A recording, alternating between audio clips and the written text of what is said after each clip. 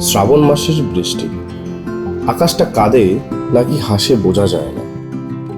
আর ঠিক সেই সময় আমরা 6জন বন্ধু মিলে প্ল্যান করলাম এই শ্রাবণ মাসে মনটা রেখে আসি মহাদেবের শহর বেনারসে। হাতে ছিল না কোনো প্ল্যান, ছিল শুধু বৃষ্টিতে ভিজে যাওয়ার পাগলামি। এখানে গলিগুলো কেবল রাস্তা নয়, এরা শিবের জটার মতো পেঁচানো, যেখানে লুকিয়ে আছে হাজার বছরের কাহিনী। ছাতা হাতে নয়, মনের পাগলামি হাতে নিয়েই ভিজে ফেললাম বেনারসের ঘাটে। বেনারসে এসে বুঝলাম ঘড়ির কাঁটা এখানে চলে না, এখানে চলে মনের ইচ্ছে মতো সময়। বেনারস এমনই এক শহর যেখানে শিব জেগে থাকেন বাতাসে, আর বন্ধুত্ব গড়ে ওঠে এক কাপ চা আর ভিজে গলির মোড়ে। জীবনের সব স্মৃতি তো ছবি হয়ে ওঠে না, কিছু স্মৃতি শুধু বৃষ্টির ফোঁটায় মিশে বন্ধুত্বের গল্প হয়ে থেকে যায়। এটা কোনো ট্রিপ নয়, এটা বৃষ্টির মধ্যে বেনারসের গলিতে শিবের শহরে বন্ধুত্বের হারিয়ে যাওয়ার একটি যাত্রা। ওয়েলকাম টু মাই বেনারস যাত্রা ব্লগ। ঘড়িতে তখন রাত 10টা। কলকাতার রাস্তায় তখন বৃষ্টি পড়ছে ঝিরিঝিরি। আমরা 4জন বন্ধু ক্যাবে করে চলে আসলাম কলকাতা স্টেশনে। মনটা তখন এক্সাইটমেন্টে ভরা। স্টেশনে পৌঁছাতেই দেখি আগেই আমাদের আরো 2 বন্ধু পৌঁছে গেছে। স্টেশনের বাইরে উড়ছে আমাদের জাতীয় পতাকা। কলকাতা স্টেশনে রাতে বেশি হইচই নেই, কোনো হুড়োহুড়ি নেই হাওড়া স্টেশন বা শিয়ালদা স্টেশনের মতো। শুধু সাইলেন্ট এক্সাইটমেন্ট নিয়ে দাঁড়িয়ে আছে পুরো স্টেশনটা। স্টেশনে ঢুকে দেখি ট্রেন অপেক্ষাতেই ছিল হয়তো আমাদের, তাই আমরাও আর দেরি না করে প্ল্যাটফর্মে দাঁড়িয়ে নিজেদের সেলফি তুলে স্ট্যাটাস লাগিয়ে উঠে পড়লাম ট্রেনে। ঘড়ির কাঁটায় সময় তখন 10:45। রাতের বৃষ্টি আর ট্রেনের হুইসেল মিলে একদম সিনেমার মতো সিন। যারা বেনারস যাচ্ছ তাদের জন্য বলি, কলকাতা থেকে বারাণসী যাওয়ার কিছু ভালো ট্রেন, যা সপ্তভেদী এক্সপ্রেস, বিভূতি এক্সপ্রেস, পূর্বা এক্সপ্রেস। আরও কিছু ট্রেন আছে যা তোমরা অনলাইনে চেক আউট করতে পারো। তবে আমরা বেছে নিয়েছিলাম সপ্তভেদী, কারণ রাতের জার্নি মানেই তো বেশি মজা।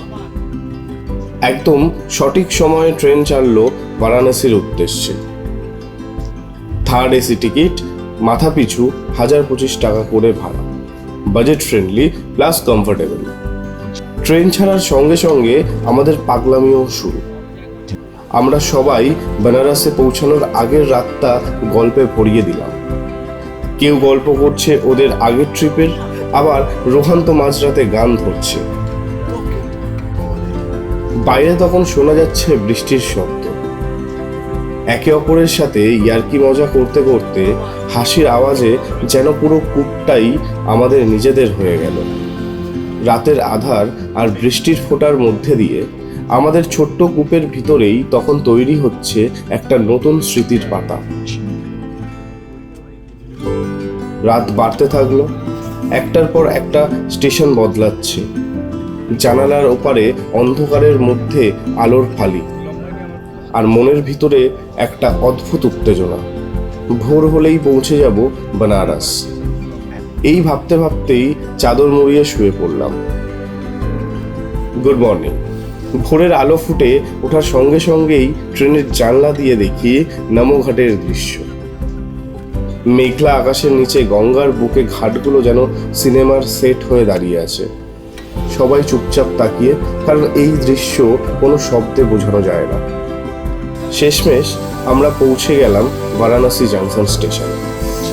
রাতের ক্লান্তি আর বন্ধুত্বের উন্মাদনা মিশে তখন এক অদ্ভুত ভাইব। বৃষ্টি থেমে গেছে, কিন্তু বাতাসে এখনো শ্রাবণের সেই কাঁচা গন্ধ। সামনেই কাশী, আর আমরা প্রস্তুত আমাদের সবচেয়ে রোমাঞ্চকর স্মৃতির পাতা খুলতে। বেনারস যাত্রা জাস্ট বিগেন। প্ল্যাটফর্মে তখন ভক্তদের ভিড়। কেউ কাঁধে ঝুলি আর কারোর মুখে মহাদেবের নাম। স্টেশনের বাইরে এসে দাঁড়াতেই চোখ আটকে গেল। পুরো স্টেশনটা একদম সুন্দর সাজানো, নতুন করে রং করা লাল হলুদ দেয়াল, সামনে উঠছে জাতীয় পতাকা। এরপর আমরা স্টেশন চত্বর পার হয়ে বেরিয়ে এলাম মেন রাস্তার দিকে। বন্ধুরা মিলে হইচই করে বার্গেনিং করে ঠিক করলাম একটা অটো। 6 জনের জন্য 180 টাকায় আমরা অটোটি ঠিক করলাম।